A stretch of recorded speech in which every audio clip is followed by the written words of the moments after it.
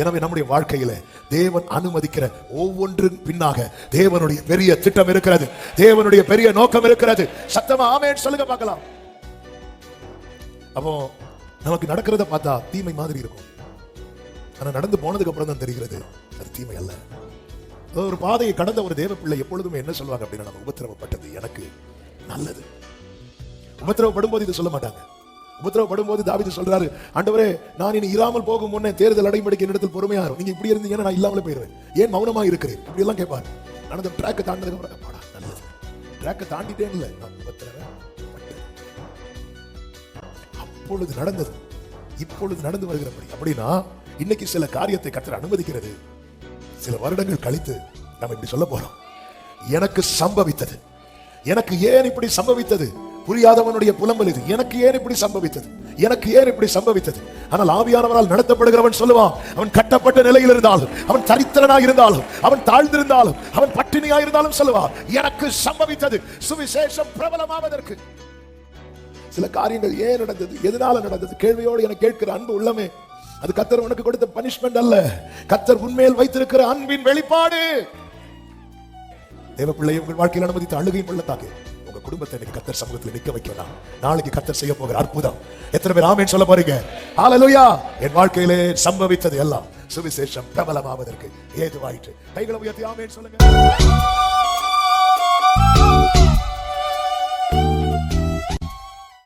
கர்த்தர் உங்களை ஆசீர்வதிப்பாராக.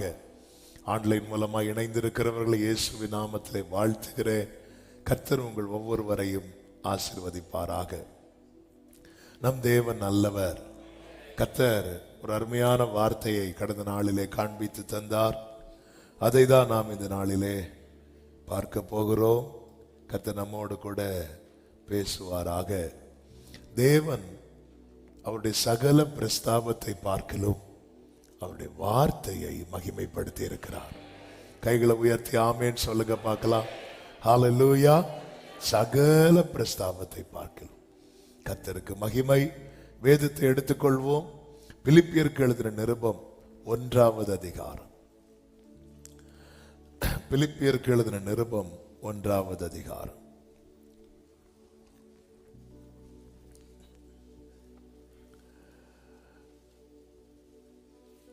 அதனுடைய 12வது வசனத்தை வாசிக்கிறேன். பிலிப்பியர் 1வது அதிகாரம் 12வது வசனம். சகோதரரே, எனக்கு சம்பவித்தவைகள் சுவிசேஷம் பிரபலமாகும்படிக்கு ஏதுவாயிற்றென்று நீங்கள் அறிய மனதாயிருக்கிறேன். கைகளை உயர்த்தி சத்தமா ஆமென் சொல்லுவோமா? இப்போ இந்த வசனத்தை எல்லாருமே சேர்ந்து வாசிக்க போகிறோம். ஆன்லைன்ல பார்க்கிறவர்களும் கையில பைபிள் இருந்தா பைபிள் பாருங்க, பைபிள் இல்லைன்னா ஸ்கிரீன்ல இந்த வசனத்தை டிஸ்பிளே பண்ணுவாங்க. எல்லாரும் சேர்ந்து சத்தமாய் அறிக்கையிட போகிறோம். என்னன்னு சொல்ல போறோம்? எனக்கு சம்பவித்தவைகள் சுவிசேஷம் பிரபலமாகும்படிக்கு ஏதுவாயிற்றென்று சொல்ல போறோம். எல்லாரும் சத்தமாய் வாசிக்கலாமா? சகோதரரே, எனக்கு சம்பவித்தவைகள் சுவிசேஷம் பிரபலமாகும்படிக்கு ஏதுவாயிற்றென்று நீங்கள் அறிய மனதாயிருக்கிறேன். சத்தமா ஆமென் சொல்லுவோமா? இது எளிதில் மனதில் நிற்பதற்காக எனக்கு சம்பவித்தவைகள் சுவிசேஷம் பிரபலமாகும்படிக்கு ஏதுவாயிற்று. இந்த வார்த்தையை சத்தமா சொல்லுங்க பார்க்கலாம். எனக்கு சம்பவித்தவைகள் சுவிசேஷம் பிரபலமாகும்படிக்கு ஏதுவாயிற்று. ஒரு விஷயம் கூட சொல்லுங்க. எனக்கு சம்பவித்தவைகள் சுவிசேஷம் பிரபலமாகும்படிக்கு ஏதுவாயிற்று. சத்தமா ஆமென் சொல்லுங்க பார்க்கலாம். வேதம் நமக்கு தெளிவாய் காண்பிக்கிறது. அன்றியும் அவருடைய தீர்மானத்தின்படி அழைக்கப்பட்டவர்களாய் தேவனிடத்தில் அன்பு கூறுகிறவர்களுக்கு சகலமும். சில காரியங்களை நாம ஆண்டவருக்கு ஏன் இது எனக்கு சம்பவித்தது, இது ஏன் இப்படி சம்பவித்தது? ஆமென். பவுல் இந்த வார்த்தையை எழுதும் போது எங்கிருந்து எழுதுறார் தெரியுமா? ஜெயில இருந்து எழுதுறார். கட்டுண்டவனா எழுதுகிறார். ஆனால் அவருக்கு நல்ல ஒரு தெளிவு இருக்கிறது. இந்த நாளிலே ஆமென், வாக்குத்தத்தமான வார்த்தைகள் பல இருந்தாலும் பரிசுத்த ஆவியானவர் இந்த வார்த்தையை தான் எடுத்து தந்தார். இந்த வார்த்தையை படிக்கும் போதே இருதயத்திலே ஆவியானவர் பேச ஆரம்பித்துக் கொண்டே இருந்தார். தேவ பிள்ளைகளே, தேவனால் அழைக்கப்பட்ட தேவ பிள்ளைகளே, உங்க மேல தேவன் வைத்திருக்கிற அன்பை நீங்க நம்பணும். கர்த்தர் ஜீவனை கொடுத்து நம்மை மீட்டிருக்கிறார். ஆமேன் சொல்லுங்க பார்க்கலாம். எனவே நம்முடைய வாழ்க்கையில தேவன் அனுமதிக்கிற ஒவ்வொன்று பின்னாக தேவனுடைய பெரிய திட்டம் இருக்கிறது, தேவனுடைய பெரிய நோக்கம் இருக்கிறது. சத்தமா ஆமேன் சொல்லுங்க பார்க்கலாம். நன்றாய் பழக்கப்பட்ட வசனங்களில் ஒன்றுதானே எரேமியா 29:11. அந்த வசனத்தை படிக்கும் போது ஒரு காரியம் நமக்கு தெரியும். என்ன தெரியும்? தேவனுடைய நினைவுகளில் தீமை இல்லை. நீங்கள் எதிர்பார்த்திருக்கும் முடிவை உங்களுக்கு கொடுக்கும்படிக்கு உங்கள் பேரில் நினைத்திருக்கிற நினைவுகளை நான் அறிவேன். அவைகள் தீமைக்கு அல்ல, சமாதானத்துக்கு ஏதுவான நினைவுகளே. சொல்லுங்க, தீமைக்கு அல்ல. பக்கத்துல பார்த்து சொல்லுங்க, தீமைக்கு அல்ல. அப்ப தேவனுடைய நினைவுகள்ல என்ன கிடையாது அப்படின்னா தீமை கிடையாது. தேவனுடைய நினைவுகள்ல தீமை கிடையாது என்றால் நம்மை குறித்த தேவனுடைய நினைவுகள். ஆமென். கர்த்தர் நினைத்திருக்கிறார், உங்கள் பேரில் நினைத்திருக்கிற நினைவுகள். ஆனா தேவன் போட்டிருக்கிற பாதை என்பது நமக்கு புரியாதது, புதிரா இருக்கும். ஆனா ஒன்றை புரிந்து கொள்ளுங்கள், யோசேப்பு சகோதரர்களை திருப்பி அனுப்பிவிடும் போது அவங்கவுங்க பணப்பையும் அவங்கவுங்க சாக்கில் வச்சு அனுப்புவார். இது யாருக்கு தெரியாது? சகோதரர்களுக்கு தெரியாது. ஏன் அப்படி வச்சு அனுப்பினார் தெரியுமா? ஆமே, இவங்க போற வழியில மிருகங்களுக்கு தீவனம் கொடுக்க சாக்கு பைய திறந்து பார்த்தா எல்லார் சாக்குல என்ன இருக்கு? பணப்பை இருக்கு. அப்படி நெஞ்சில கை வச்சுட்டாங்க. நமக்கு ஏன் இப்படி நடந்துச்சு? திருப்பி 2 வருஷம் கழிச்சு போறாங்க, 2 வருஷம் நினைக்கிறேன். திரும்பி போகும்போது அந்த பணத்தோட போறாங்க. இப்படி இது நாங்க எடுக்கல, எங்க பையில இந்த பணம் இருந்துச்சுன்னு சொல்லும் போது அங்க இருந்தவன் சொல்றாங்க, இது உங்களுக்கான புதையல் அப்படிம்பாங்க. அப்போ நமக்கு நடக்கிறத பார்த்தா தீமை மாதிரி இருக்கும். ஆனா நடந்து போனதுக்கு அப்புறம் தான் தெரிகிறது அது தீமை அல்ல. அதாவது ஒரு பாதையை கடந்த ஒரு தேவ பிள்ளை எப்பொழுதுமே என்ன சொல்லுவாங்க அப்படின்னா, நம்ம உபத்திரவப்பட்டது எனக்கு நல்லது. உபத்திரவப்படும் போது இது சொல்ல மாட்டாங்க. உபத்திரவப்படும் போது தாவீது சொல்றாரு, ஆண்டவரே நான் இனி இராமல் போகும் முன்னே தேறுதல் அடையும்படிக்கு என்னிடத்தில் பொறுமையா இருக்கும். நீங்க இப்படி இருந்தீங்கன்னா நான் இல்லாமலே போயிருவேன், ஏன் மௌனமா இருக்கிறீர்? இப்படி எல்லாம் கேட்பாரு. ஆனா அந்த ட்ராக்கை தாண்டினதுக்கு அப்புறம் அப்பாடா நல்லது, ட்ராக்கை தாண்டிட்டேன் இல்லை, நான் உபத்திரவப்பட்டது.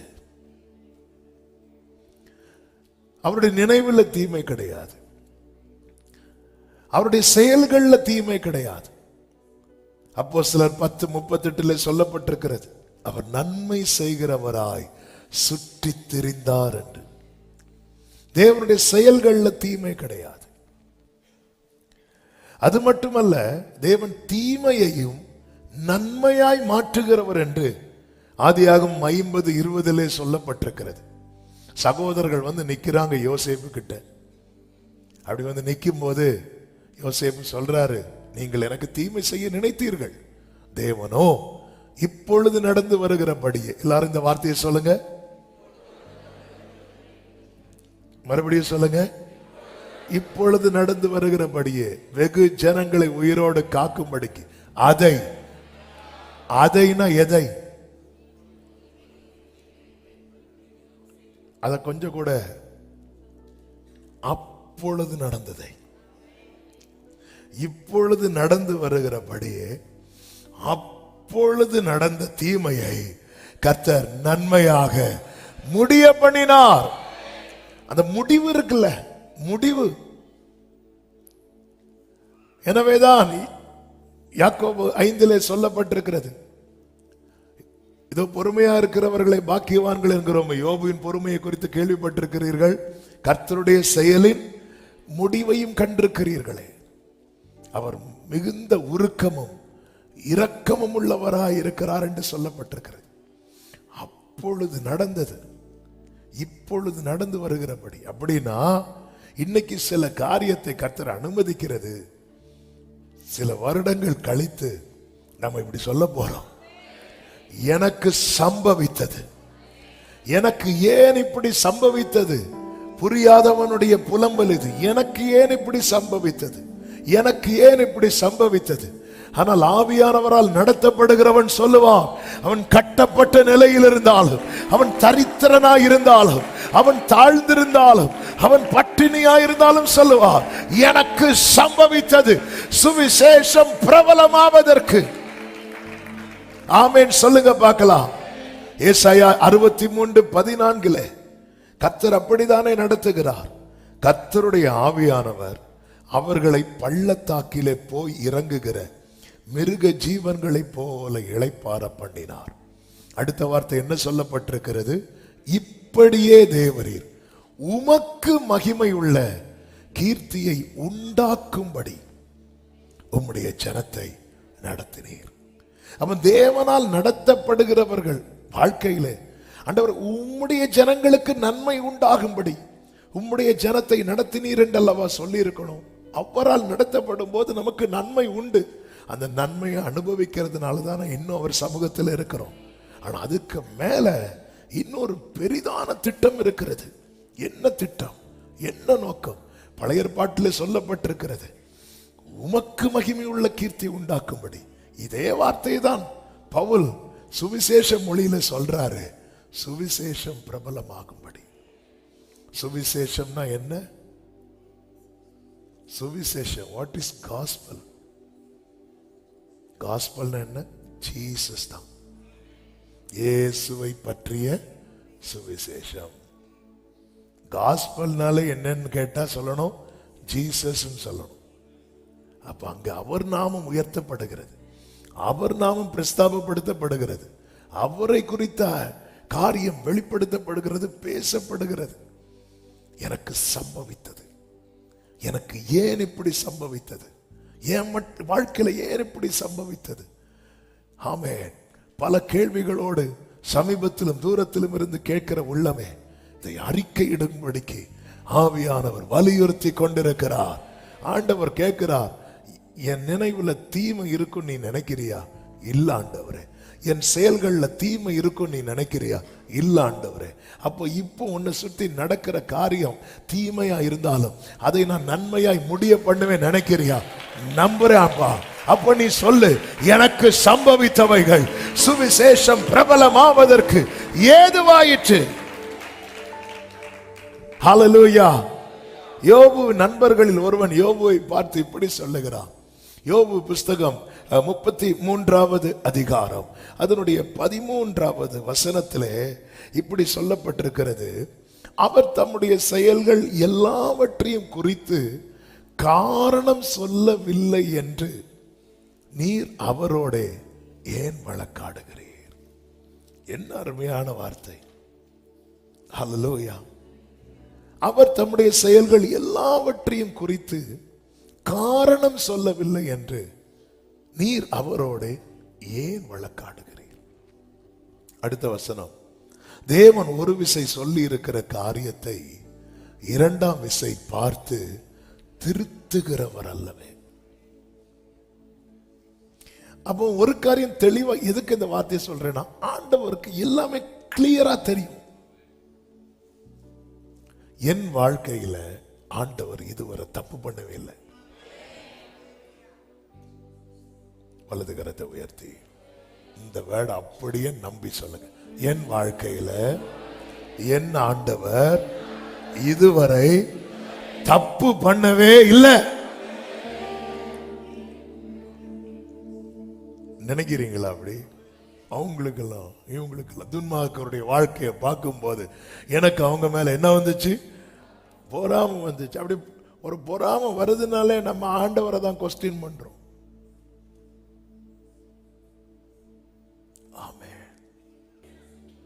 நீ சொல்லு ஜனங்கள்ட்ட, என் வாழ்க்கையில் ஆண்டவர் தப்பு பண்ணவே இல்லை. ஆமென். மாறா பக்கத்துல மரத்தை வளர விட்ட ஆண்டவருக்கு அந்த மாறாவுல 2 கொப்பை முறிச்சு போட தெரியாதா?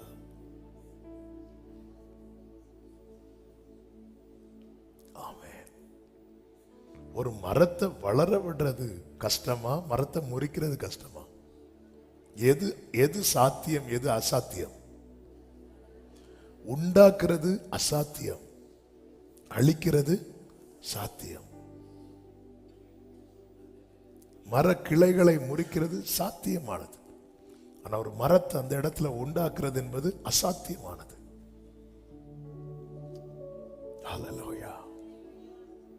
மோசே, ஆரோன் என்பவர்கள் கையால் தான் கர்த்தர் நடத்துகிறார். மோசே போய் மரத்தை நட்டுட்டு வரல. மோசேக்குலாம் மேட்டரே தெரியாது. அசாத்தியமானதை செய்து விட்டு சாத்தியமானதை செய்யாம பேசாம இருக்கிறார். சிலது சம்பவிக்கணும், சிலது சம்பவிக்கணும். நீ அந்த மாறாவை டேஸ்ட் பண்ணணும். எதுக்காக நான் டேஸ்ட் பண்ணணும்? அடுத்த தலைமுறைக்கு நீ சொல்லணும். உனக்கு அடுத்த தலைமுறை. இனி அந்த தண்ணீர்ல மரத்தெல்லாம் வெட்டி போட்டாச்சு. இப்ப அந்த தண்ணி எதுவா மாறிச்சு? மதுரமா மாறிட்டு. இனி யார் அந்த தண்ணியை குடிச்சாலும் அவங்களுக்கு என்ன டேஸ்ட் தெரியாது தெரியுமா? கசப்பு தெரியாது. அது போலதான் இது. ஏற்கனவே ஒரு ஃபாஸ்டிங் பிரேயர்ல பேச வைத்தார்.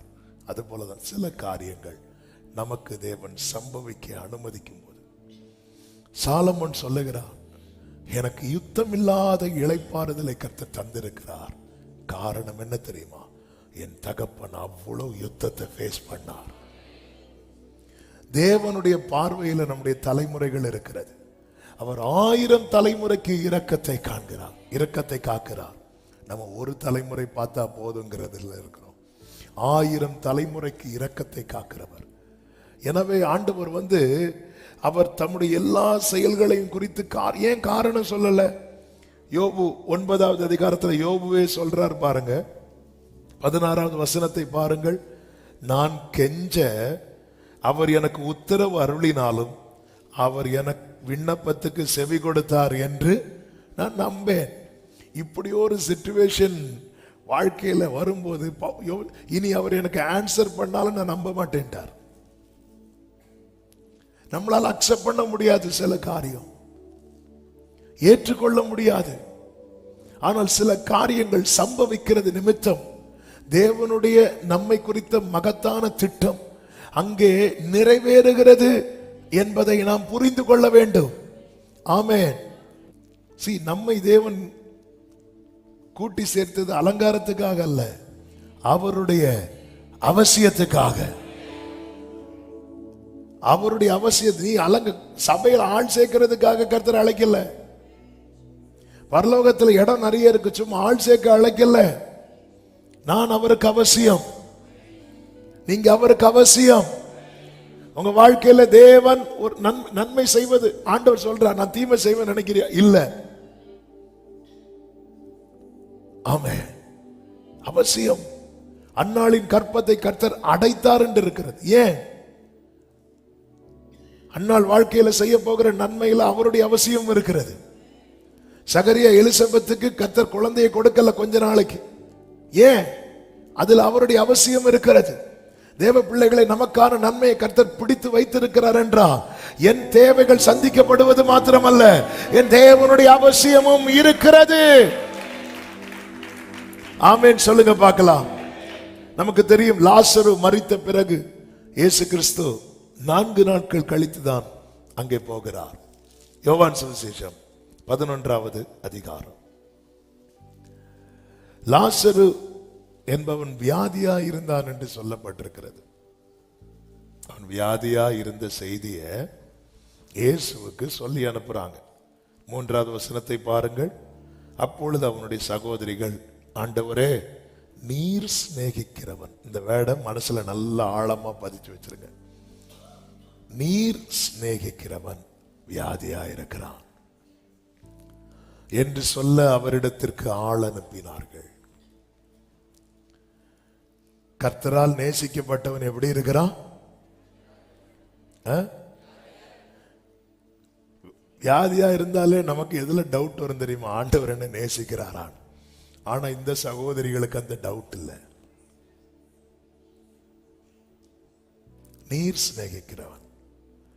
உம்மை நேசிக்கிறவன் கூட சொல்லல. ஏன்னா லாசரு இன்னும் ஒழுங்கா ஆண்டவரை நேசிக்கல. இதுக்கு முன்னாடி இயேசு வீட்டுக்கு வரும்போது மார்த்தாள் பணிவிடை செய்தாள், மரியாள் பாதத்தில் உட்கார்ந்தாள். லாசர் எங்க போனாரு? இல்ல. சிலரை உள்ள கொண்டு வர என்ன செய்யணுமோ அதை செய்வார். அடுத்த அதிகாரத்தில் பாருங்க, பந்தியில நல்ல பிள்ளை மாதிரி ஒருத்தர் உட்கார்ந்து இருப்பார். யாரு?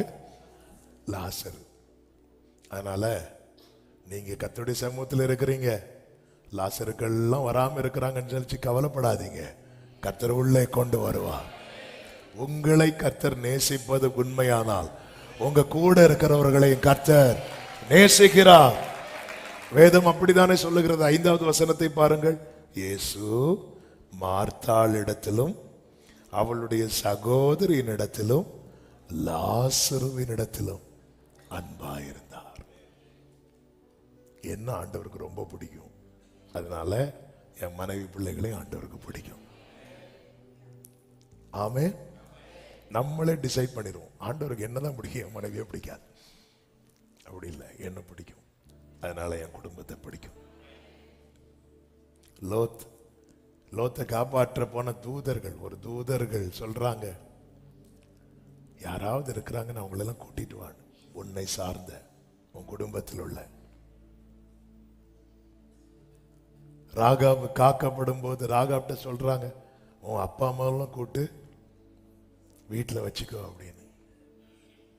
என்ன என் ஆண்டவருக்கு மார்த்தாள் இடத்துல ஃபர்ஸ்ட், மார்த்தாள் இடத்துல தான். ஏன்னா மார்த்தா தான் ஃபர்ஸ்ட் போய் இயேசுவை கூட்டிட்டு வரும். அடுத்து மரியாள்.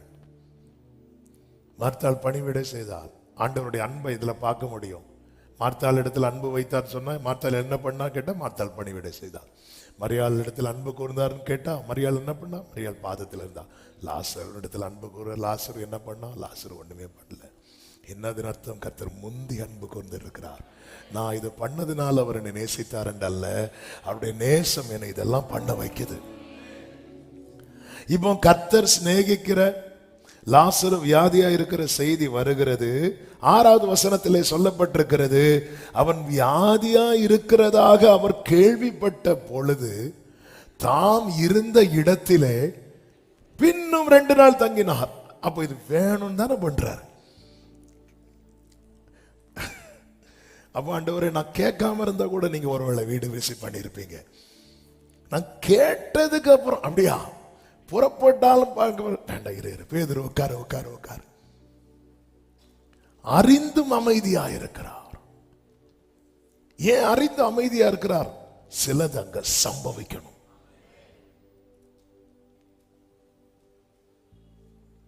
தெரியும். அவர் வியாதியா இருக்கும் போது வந்திருக்கலாம். நேசிக்கிறவன் தானே. அறிந்தும் வியாதியா இருக்கிற நியூஸ் வருது, அவருக்கு இன்ஃபர்மேஷன் கொடுக்கப்படுது, அப்போ மேட்டர் தெரிஞ்சிட்டு அறிந்த பிறகு அவன் வியாதியா இருக்கிறதாக பைபிள் எழுதப்பட்ட ஒவ்வொரு வார்த்தையிலும் ஆழம் இருக்கிறது. வியாதியா இருக்கிறதாக கேள்விப்பட்ட பொழுது அப்போ திருப்பி 2 நாள் அவர் தங்கிறதுக்கு ரீசன் என்ன தெரியுமா? அவன் வியாதியா இருக்கிறான். அப்போ அவர் வேற ஏதோ அலுவல்ல இருந்ததுனால வராம இல்ல, வேணும்னே வராம இருக்கிறார். ஆமென், ஹல்லேலூயா. ஏன்? நாம சிலது சம்பவிக்க கூடாதுன்னு நினைக்கிறோம். ஆனா ஆண்டவர் சொல்றார் அது சம்பவிக்கட்டும்ங்கிறார். இது அக்செப்ட் பண்றது ரொம்ப கடினமானது, புரியாதது. நான் மீண்டும் சொல்லுகிறேன், யோபுவின் காலத்தில் 1000 பேர்ல 1,00,000 பேர் இருந்திருப்பார்கள். ஆனால் யோபு பேசப்படுகிறான். ஏன்? அவன் தேவனுக்கு அவசியமானவன். யோபுவே சொல்றாரு, நான் பயந்த காரியம் எனக்கு நேரிட்டது. அதனாலதான் சொல்றேன், என் போஜனத்துக்கு முன்னே எனக்கு பெருமூச்சு உண்டாகுது. அப்படி சாப்பிடக்கு முன்னாடி அப்படிங்கிறார். சில காரியத்தை நினைக்கும் போது அப்படி சாப்பிடுறதுக்கு முன்னாடி அப்படி என் போஜனத்துக்கு முன்னே. யோபு 3:24 எடுக்க வேண்டாம், நேரம் போகிறது சொல்லி விடுகிறேன். என் போஜனத்துக்கு முன்னே எனக்கு பெருமூச்சு உண்டாது. ஏன்? அடுத்த வசனத்தில் சொல்றார், நான் பயந்த காரியம் எனக்கு நேரிட்டது. நான் அஞ்சினது எனக்கு ஏன் இது சம்பவித்தது? அவன் வியாதியா இருக்கிறான். வியாதியா இருக்கிறத இயேசு கேள்விப்பட்ட போது பின்னும் 2 நாள் தங்கினார். ஆமென். வேதம் சொல்லுகிறது செபனியா 3:17 அவர் அன்பின் நிமித்தம் அமர்ந்திருப்பார். அவ ஆண்டவர் இந்த இடத்துல தங்க போயிருக்கலாம். அவர் எவ்வளவு டிஸ்டன்ஸ்ல இருக்கிறாருன்னு பைபிள் சொல்லுகிறது. 18வது வசனத்தை பாருங்கள். பெத்தானியா ஊர் எருசலேமுக்கு சமீபமாய் ஏறக்குறைய 2 மைல் தூரத்தில் இருந்தது. அப்போ இயேசு தூரமாலாம் இல்ல, அடுத்த தெருவில் தான் இருக்கிறார். ஹல்லேலூயா. அடுத்த தெருவில் தான் இருந்துட்டு கேட்டுட்டு இருக்கிறார். ஆமா, சில நேரத்தில் ஆண்டவர் செய்யற செயல்கள்லாம் பார்த்தா, ஆனா பைபிள் அழகா எழுதி இருக்கிறது, அவர் அன்பா இருந்தார். ஏன் ஆண்டவரே எனக்கு இப்படி நடக்குது? நீ எனக்கு அருமையான குமாரன் அல்லவோ, போங்க ஆண்டவரே, எனக்கு ஏன் இப்படி சம்பவித்தது? நீ எனக்கு பிரியமான பிள்ளை அல்லவோ. சில காரியங்கள் ஏன் நடந்தது, எதனால நடந்தது கேள்வியோடு என கேட்கிற அன்பு உள்ளமே, அது கர்த்தர் உனக்கு கொடுத்த பனிஷ்மெண்ட் அல்ல, கர்த்தர் உன்மேல் வைத்திருக்கிற அன்பின் வெளிப்பாடு. ஹல்லேலூயா. இயேசு சொல்லுகிறார் பேதுரு கிட்ட. பேதுரு கத்தி எடுத்து ஒருத்தன் காதை வெட்டும் போது இயேசு என்ன சொல்றார் தெரியுமா? நீ பட்டயத்தை எடுத்து பையில போடு. நான் கேட்டா பிதா தூதர்களை அனுப்பாமல் இருப்பார் நினைக்கிறியா? ஆனா அப்படி நடந்தா இவைகள் இப்படி எல்லாம் சம்பவிக்க வேண்டும் என்பது எப்படி நிறைவேறும்?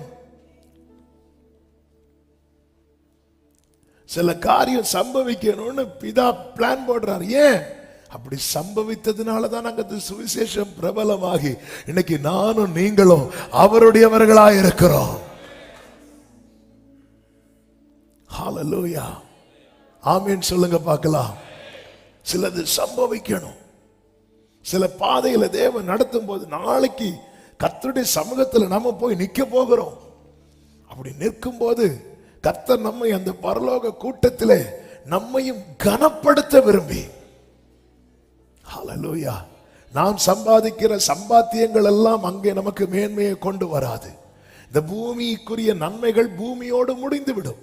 இந்த பூமியில வாழ்வதற்கு என்னென்ன நன்மை தேவை அதையெல்லாம் தேவன் தந்து கொண்டு தான் இருக்கிறார்.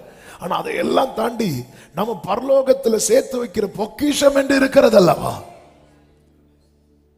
ஆமே. நிறைய நிறைய காரியம் நமக்கு புரியல, நமக்கு தெரியல. ஆண்டவர் அறிந்த அமைதியா இருக்கிறார். மத்தேயு 26:54 கர்த்தர் சொல்லுகிறார், அப்படி செய்வேன் ஆனால் இவ்விதமாய் சம்பவிக்க வேண்டும் என்கிற வேத வாக்கியங்கள் எப்படி நிறைவேறும் என்றார். அப்ப இதெல்லாம் ஏற்கனவே எழுதப்பட்டது. எழுதிட்டீங்களா ஆண்டவரே? மாத்துங்கப்பான்னு சொல்லல, என்ன மாத்துங்கப்பான்ட்டார். இந்த பாத்திரம் என்ன விட்டு நீங்க கூட ஆண்டவர் எழுதிட்டார். நம்ம கேட்கிறோம் ஆண்டவர், ஆண்டவர் இதை இப்படி பண்ணுங்க, அதை அப்படி பண்ணுங்க. ஆண்டவர் சொல்ல, இல்லம்மா நான் இப்படி எழுதிட்டேன். ஓகே, உம்முடைய சித்தம் பரலோகத்தில் செய்யப்படுவது போல. ஏன்னா நம்ம இதுலதான் நான் அவரை எந்த அளவுக்கு நம்புறேன். அக்கினி 7 மடங்கு அதிகமாகும் போது சாத்ராக் மேஷாக் ஆபேத்நேகோ நம்புறாங்க. எரிதியில் வீணால் അവിടെ ഞാൻ ഏകനല്ല, വീഴുന്നതോ തീലല്ല.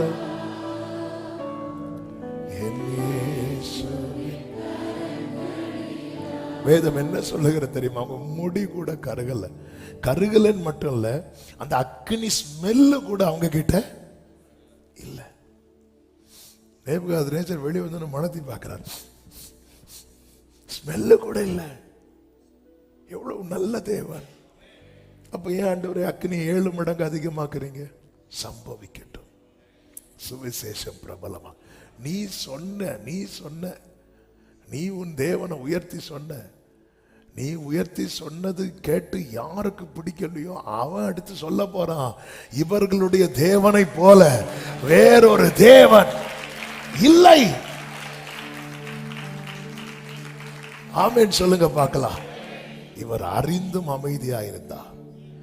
யோவான் 11:4 பார்க்கும்போது இயேசு அதை கேட்ட பொழுது, இந்த வியாதி மரணத்துக்கு ஏதுவாயிராமல் தேவனுடைய மகிமை விளங்குவதற்கு ஏதுவாயிருக்கிறது. எனவேதான் கர்த்தர் அலோ பண்ணார்,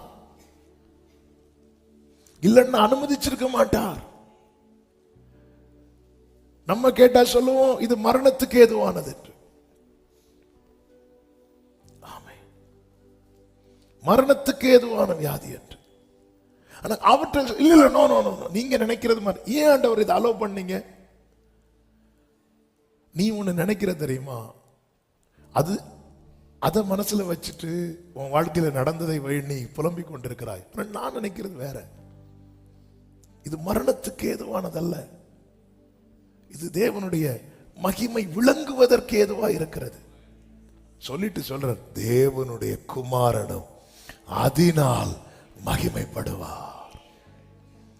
அப்போ அறிந்தும் அமைதியா இருந்தவர் இப்போ எதுக்கு ஏதுவானதுன்னு புரிந்தும் புறப்படாமல் இருக்கிறார். ஆமென். கப்பல்ல சீஷர்களோடு பயணிக்கும் போது காற்று அப்படி அடிக்குது, அவர் அழகா தூங்கிட்டு இருக்கிறார். சீஷர்கள் வந்து, உமக்கு கவலையே கிடையாதான்னு கேட்டாங்க. இதெல்லாம் நம்ம கேட்டுட்டு இருக்கிறது. வேணும்னு தான் அப்படி பண்ணிட்டு இருக்கிறீங்க. தெரிந்து 2 நாள் திருப்ப இருந்தார். அப்ப நான் கேட்காம இருந்திருந்தா கூட வந்து என்னை காப்பாத்திருப்பீங்க. ஆண்டவரே நாங்கள் மடிகிறோம் உமக்கு. ஆண்டவரே எல்லாம் கைவிட்டு போகுது ஆண்டவரே, உங்களுக்கு கொஞ்சம் கூட கவலையே இல்லையா? ஆமென். ஹல்லேலூயா. என்ன போட்ல இவ்வளவு புலம்பிட்டு இருக்கும் போது அவர் போட்ல தான் இருந்தார். எங்க பரலோகத்துல தூதர்கள் புலம்ப மாட்டாங்க, துதிப்பாங்க. அதை விட்டுட்டு 12 பேர் போட்ல புலம்பிட்டு இருக்கிறாங்க. அங்க தலையை வச்சு படுத்து தூங்கிட்டு இருக்கிறாங்க. புலம்பல் இருக்கிற இடத்துல தூக்கம் வருமா? அவர் தலையணை வைத்து தூங்கினாராம். அங்க யாரோ ஐயோ இவங்களா, இவங்க கொஞ்சம் காத்தடிச்சாலே புலம்புவாங்க, ஐயோ இங்க வேண்டாம் இங்க வேண்டாம். ஆமென். வேதத்துல மொத்தம் 5 புலம்பல் உண்டு. அந்த 5 புலம்பல 5 மணி நேரம் தேடுவோம், பார்த்துருக்கீங்களா? ஆமென். எடுக்கும்போது புலம்பல் வந்தாலே ஏசப்பா பலன் தாரும். ஆமென். அவருக்கு புரியும், எல்லாமே அவருக்கு தெரியும். நம்மை அறிந்தவர் மட்டுமல்ல, நம்மை புரிந்தவர். இது தேவனுடைய மகிமை விளங்கணும், தேவனுடைய குமாரன் அதில் மகிமைப்படணும். அப்போ ஒரு காரியம் தெளிவாய் தெரிகிறது, ஆண்டவர் ஒருத்தங்களை நேசிக்கிறாங்கன்னா அவர்கள் மூலமாய் அவர் அறியப்பட விரும்புகிறார். பைபிள்ல ஃபுல்லா சோதனையின் பாதையில் நடத்தப்பட்டவர்கள் யார் பாருங்க? அழைக்கப்பட்டவர்கள், பிரித்தெடுக்கப்பட்டவர்கள், தேவனால் மிகவும் நேசிக்கப்பட்டவர்கள். தானியேல் சிங்கக்கவில தூக்கி போட்டாங்கல்ல, அடுத்த நாள் ராஜா, அடுத்த நாள் அதுக்கு தானியேல் சிங்கக்கவில தூக்கி போடப்பட காரணமா இருந்த எல்லாரையும் தூக்கி போட்டான்ல. அப்ப ராஜா முந்தின நாள் இதை பண்ணியிருக்கலாமா? பண்ணியிருக்க கூடாதா? பண்ணியிருக்கலாம். ஆனா ஏன் பண்ணல? கர்த்தர் இதை அனுமதித்தார். இந்த பிப்ரவரி மாதத்துல கர்த்தர் எல்லாரையும் சொல்ல வைக்க போகிறார், அனுமதித்ததெல்லாம் நன்மைக்காக. அனுமதித்ததெல்லாம்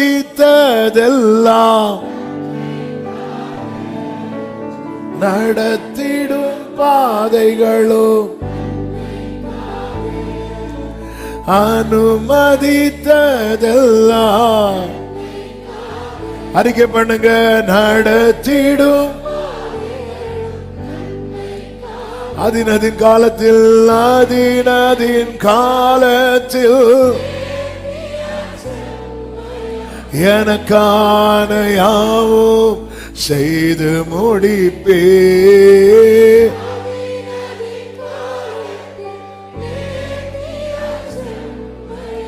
எனக்கான யாவும் செய்து முடி. ஆமென், ஆமென். நேரம் போகிறது, நான் சொல்லி முடிக்க விரும்புகிறேன். 7வது வசனத்தில் இயேசு சொல்லுகிறார், அதற்கு பின்பு அவர் தம்முடைய சீஷரை நோக்கி, நாம் மறுபடியும் யூதேயாவுக்கு போவோம் வாருங்கள் என்றார். அவர் போகிறார். கிரியை செய்யும் வேலை அது. நேரா வீட்டுக்கு தானே போகணும். வீட்டுக்கு போகாம வெளியே நிற்கிறார். வெளியே நிற்கும் போது நியூஸ் வருது, மார்த்தாளுக்கு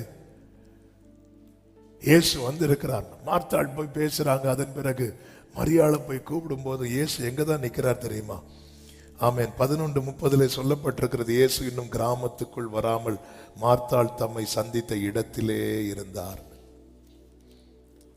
ஒரு 5 மினிட்ஸ்ல முடிக்கிறேன். ஒரு முக்கியமான செய்தி இங்கே ஆவியானவர் சொல்ல விரும்புகிறார். 31வது வசனத்தை பாருங்கள். அப்பொழுது அவளுடைய வீட்டிலே அவளுடனே கூட இருந்து, அவள்னா யாரு? மரியாள்.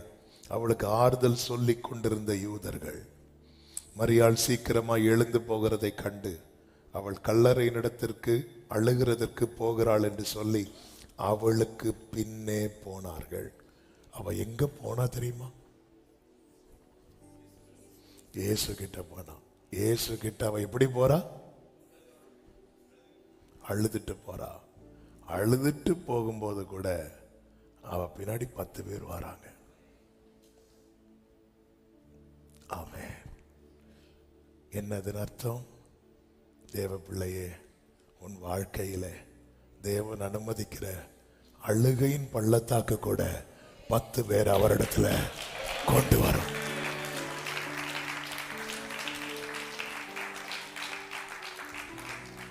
ஆமென். நீங்க ரொம்ப அழுது அழுது அழுது அழுது பெரிய அற்புதம்லாம் இன்னும் பார்க்கவே இல்லை. ஆனாலும் உங்க குடும்பத்தில் இருக்கிற 3 பேரை 4 பேரை 5 பேரை கொண்டு வந்துட்டீங்கல்ல. நீ அழுதே கொண்டு வந்துட்டேன்னா அடுத்து அவர் செய்ய போகிற அற்புதத்துல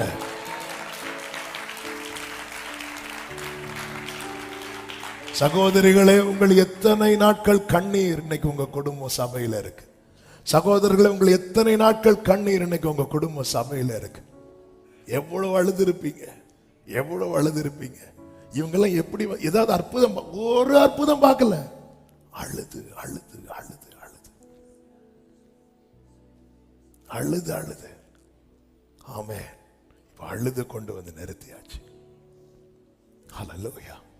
ஏன் இந்த அழுகையின் பள்ளத்தாக்கு எல்லாவற்றுக்கும் சம்பவிக்கட்டும். வேதம் சொல்லுகிறது, அங்கே அத்தனை கண்கள் காண கர்த்தர் லாசருவை வெளியே கொண்டு வந்தார். லாசரு வெளியே வந்த போது 45வது வசனத்தை பாருங்கள். அப்பொழுது மரியாளிடத்தில் வந்திருந்து இயேசு செய்தவைகளை கண்டவர்களாகிய யூதர்களில் அநேகர் அவரிடத்தில் விசுவாசம் உள்ளவர்கள் ஆனார்கள். என கேட்டுக்கொண்டிருக்கிற மரியாளே, மார்த்தாளே, நீ அழுவதை பார்த்தவர்கள் உன் வாழ்க்கையிலே கர்த்தர் செய்ய போகிற அற்புதங்களை கண்டு இயேசுவினிடத்திலே விசுவாசம் வைக்க போகிறார்கள். நல்ல கையை தட்டி ஆமென் சொல்லுங்க. ஹல்லேலூயா, ஹல்லேலூயா. மரியாள் இடத்துல வந்திருந்து என்ன சொல்லிட்டு போறாங்க தெரியுமா? அவ அழ போறா. நேத்து அவ அழதான் போனா, முந்தானத்து அழதான் போனா. நம்ம எங்க போனாலும் நம்ம பாக்குறவங்க சொல்லுவாங்க, எங்கேயோ போயிருந்து அழ போறா, எங்கேயோ போயிருந்து அழ போறா, எங்கேயோ போயிருந்து அழ போறா. அதை பார்க்கறதுக்குன்னு வராங்க. அப்படி வரவங்க இப்போ அவள் அழுகிறதை எல்லாம் பார்த்தது, அவள் வாழ்க்கையில கர்த்தர் செய்கிற அற்புதத்தை பார்க்கிறாங்க. அழுகையின் பள்ளத்தாக்கை உருவ கடந்ததை நீரூற்றாக்கி கொள்ளுகிறார்கள். எத்தனை பேர் நம்புறீங்க? எனக்கு சம்பவித்தது சுவிசேஷம் பிரபலமாவதற்கு ஏது வாயிற்று. நான் அழுகிறதை கண்டவர்கள் என் வாழ்க்கையில் நடக்க போகிற அற்புதத்தை பார்க்க போறான். ஆமே. ஆண்டவரே, இது ஏன் இப்படி சம்பவித்தது? நம்முடைய வாழ்க்கையில ஒன்று சம்பவிக்கும் போது நம்மை சுற்றி இருக்கிறவங்க ஏன் என்று பல காரணங்களை சொல்லுவாங்க. நமக்கும் நிறைய காரணம் வரும். ஆண்டவர்கிட்ட ஒன்னே ஒன்று கேட்கணும், ஆண்டவர் இது ஏன் இப்படி சம்பவித்தது என்று உங்களுக்கு தெரியும்ல, அதை எனக்கு சொல்லி கொடுத்துருங்க, நான் ஃப்ரீயா இருந்துருவேன். ஏன் என் வாழ்க்கையில சில காரியம் டிலே ஆகுதுன்னு உங்களுக்கு தெரியுதுல்ல? ஏன் இன்னும் நீங்க அமைதியா இருக்கிறீங்கன்னு உங்களுக்கு தெரியும். ஏன் இன்னும் நீங்க புறப்படாம இருக்கிறீங்கன்னு உங்களுக்கு தெரியும். ஆவியானவர் தேவனுடைய ஆழங்களை எடுத்து நமக்கு தெரிவிக்கிறார். ஆவியானவர் எங்கே இருக்கிறார்? இந்த ஒரு வசனம் சொல்லி நான் ஜெபிக்கிறேன், மீதி நாளை கேட்கலாம். ஆவியானவர் எங்க இருக்கிறார்? என்கிட்ட கேளுங்க, நான் சொல்றேன். எனக்குள்ள இருக்கிறார். ஆண்டவர் ஆவியானவர் எனக்குள்ள இருக்கிறான்னு சொல்றவங்க மட்டும் கைகளை உயர்த்தி, எனக்குள்ள இருந்து ஆவியானவர் என்ன பண்ணிட்டு இருக்கிறார்? மெடிடேட் பண்ணிட்டு இருக்கிறார். நான் தான் அவருடைய பிரேயர் ரூம். 1 கொரிந்தியர் 2வது அதிகாரம் 10-11 சொல்லப்பட்டிருக்கிறது, நமக்கோ தேவன் அவைகளை தமது ஆவியினால் வெளிப்படுத்தினார். அந்த ஆவியானவர் எல்லாவற்றையும் தேவனுடைய ஆழங்களையும் ஆராய்ந்திருக்கிறார். அவர் உள்ளத்தில் விழுந்து எனக்குள்ளே இருந்து அவர் தேவனுடைய ஆழங்களை மெடிடேட் பண்ணிட்டே இருக்கிறார். அவருக்கு தெரியும். அவர் என்ன செய்கிறார் தெரியுமா? தமது ஆவியினாலே நமக்கு வெளிப்படுத்துகிறார். எனக்கு ஏன் இப்படி நடந்துச்சு? மனதில் ஆழமா எழுதி கொள்ளுங்கள், என்னை குறித்து தேவனுடைய நினைவுல தீமை கிடையாது, என் வாழ்க்கையில தேவனுடைய செயல்களிலும் தீமை கிடையாது. அப்படி தீமையாய் மனிதன் செய்தாலும் அதை தேவன் நன்மையாய் தான் மாற்றுவார். அப்படி இருக்கும்போது இது நடக்கக்கூடாது, இது நடக்கக்கூடாது, இது நடக்கக்கூடாது. இயேசுவின் ஜெபம் கெத்செமனே தோட்டத்தில் மட்டும் பிதா கிட்ட கொஞ்சம் ஃபோர்ஸ் பண்ணி கேட்டிருந்தார்னா, பிதாவே இந்த பாத்திரத்தை என்னை விட்டு நீக்கிருங்க, கேட்ட நேசகுமாரன் பிதா நோ சொல்ல மாட்டார். ஆனா அந்த இடத்துல அவர் எப்படி கேட்டார் தெரியுமா? உம்முடைய சித்தத்தின்படி. பேதுரு கத்தி எடுக்கிறான். பேதுருவே கத்தி எடுக்கும் போது பிதா பார்த்துட்டு சும்மா இருப்பார் நினைக்கிறீங்க? பேதுருட்டா தான் சொல்றேன், நான் கேட்டா 12 லேகியோனுக்கு அதிகமான தூதர்களை என் அப்பா அனுப்ப மாட்டார் நினைக்கிறேன். ஆனா அப்படி நான் கேட்டு அவர் அனுப்பினா இப்படி சம்பவிக்க வேண்டும் என்று எழுதி இருக்கிறது எப்படி நிறைவேறும்? எதுக்காண்டவர் அப்படி சம்பவிக்கணும்? பேதுருவே, நான் ரசத்தை எடுத்து இது உங்களுக்காக சொல்வதற்கு பதிலாக இது அநேகருக்காக சொன்னது ஞாபகத்தில் இருக்கா பேதுருவே? ஆமே, அநேகர் இதனால வரப்போறாங்க தேவனுடைய ராஜ்யத்துல. தேவ பிள்ளையை உங்கள் வாழ்க்கையில் அனுமதித்த அழுகையின் பள்ளத்தாக்கு உங்க குடும்பத்தை இன்னைக்கு கர்த்தர் சமூகத்தில் நிக்க வைக்கணும்னா, நாளைக்கு கர்த்தர் செய்ய போகிற அற்புதம் எத்தனை பேர் ஆமேன்னு சொல்ல போறீங்க? ஹல்லேலூயா! என் வாழ்க்கையிலே சம்பவித்தது எல்லாம் சுவிசேஷம் பிரபலமாவதற்கு ஏதுவாயிற்று. கைகளை உயர்த்தி ஆமேன்னு சொல்லுங்க. அனுமதித்ததெல்லாம் அப்படியே கண்களை மூடி, முடிந்தால் முழங்கார் படியிட்டு நடத்திடும். ஆமென். ஓரா மாமா ஷேல மாமரா ஜனரலரியாதரா. அதினதின் காலத்தில்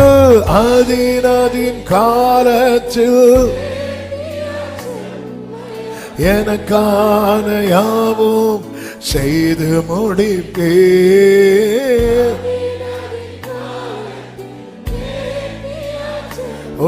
மாமா ஷெரலரே செய்து முடிப்பேருங்க.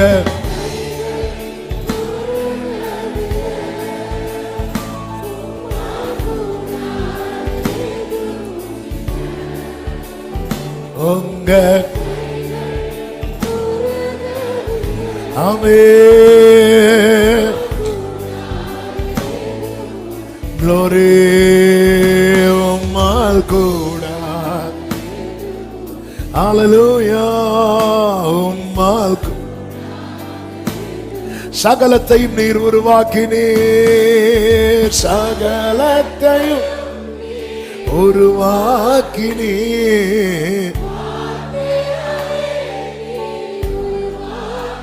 Glory Jesus.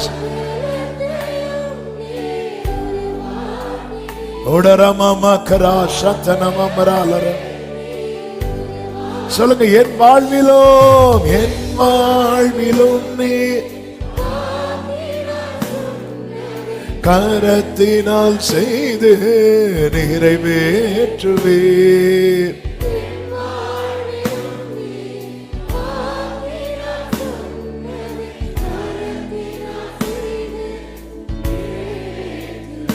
உங்க கைகள்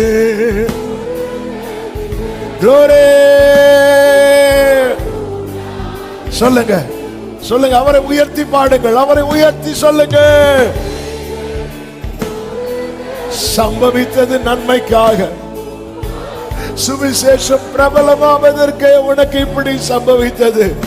நாளைக்கு அநேகர் இதை கண்டு விசுவாசிக்க போறாங்க. உன் வாழ்க்கையில கர்த்தர் செய்ய போகிற அற்புதத்தை கண்டு அநேகர் விசுவாசிக்க போறாங்க. அநேகர் இனி கிறிஸ்துவிடமாய் திரும்பும்படியாய் உன்னை உருவாக்கி நிறுத்தவே. ஷலமா கரமாமா. ஆமென், ஆமென், ஆமென். 2 நாளைக்கு முன்னாடியே கர்த்தர் வந்திருந்தா அவன் வீட்டுல போய் அவனுக்கு சுகத்தை கொடுத்திருப்பார். அது மார்த்தாளுக்கும் மரியாளுக்கும் லாசருக்கும் மட்டும்தான் தெரியும். ஆனா இப்ப வெளியே வைத்து, ஹல்லேலூயா, ஆமென், பிரச்சனை தலைக்கு மேல போக விடுறாருனால புரிஞ்சுக்கோங்க, சுவிசேஷம் பிரபலமாக போகிறது. சுவிசேஷம் பிரபலமாக போகிறது. நல்ல கையை தட்டி ஆமென் என்று சொல்லு. நல்ல தகப்பனே, இரக்கமுள்ள பிதாவே, நன்றியோடு துதிக்கிறோம். நாங்க உங்களை முழுமையா நம்புறோம். எங்க வாழ்க்கையில நீர் அறிந்தும் அமைதியா இருக்கிறது, புரிந்தும் புறப்படாமல் இருக்கிறது. எங்க வாழ்க்கையில நீர் செய்ய போகிற மகத்தான செயலின் நிமித்தம் அநேகர் உம்மை அறிந்து கொள்ள போகிறார்கள். அநேகர் உம்மிடம் விசுவாசம் வைக்க போகிறார்கள். அப்பா நன்றி, நன்றி தகப்பனே. எவ்வளவு நல்ல தேவன். ஹல்லேலூயா. எங்களுக்கு ஏன் இப்படி சம்பவித்ததுங்கிற கேள்விக்கு கர்த்தர் பதில் தந்திருக்கிறேன். எங்களை நீர் உம்முடையவர்களாய் நிறுத்தியிருக்கிறீர். உம்முடைய மகத்தான திட்டத்தை எங்கள் வாழ்க்கையில வைத்து எங்க வாழ்க்கையில ஒவ்வொரு கிரியை நடப்பித்து வருகிற உம்முடைய அன்புக்காக ஸ்தோத்திரம். ஆண்டவர், இந்த மாதத்தில் ஒவ்வொருவரும் ருசித்தறிய செய்வீராக. இவர்கள் மூலம் சுவிசேஷம் பிரபலமாகட்டும். உமக்கு மகிமையுள்ள கீர்த்தி உண்டாகட்டும். காரியங்கள் எல்லாம் வாய்க்கப்படும். பெரிய காரியங்களை செய்யும். ஆசீர்வதியும். சமாதானத்தோடு அனுப்பி சாட்சியாய் கொண்டு வாரும். ஆன்லைன் மூலமா இணைந்திருக்கிறவர்களை அப்படியே ஆசீர்வதித்து ஜெபிக்கிறோம்.